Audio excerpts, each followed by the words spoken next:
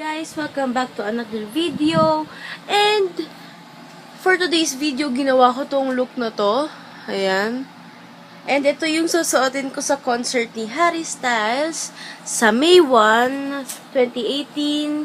This Tuesday na yon. Today is Sunday, April 29. And ayun, pinractice ko lang kung ano yung gagawin kong makeup look sa Tuesday para hindi na ako mahihirapan. And if you want to know paano ko to ginawa and all, just keep on watching. And sorry pala kasi sa video na to, sa baba ako nag-film and papalit-palit yung ilaw kasi yung araw lang yung ginagamit ko. And nagkukulimlim, tapos araw. Kaya medyo magulo. And so ayun.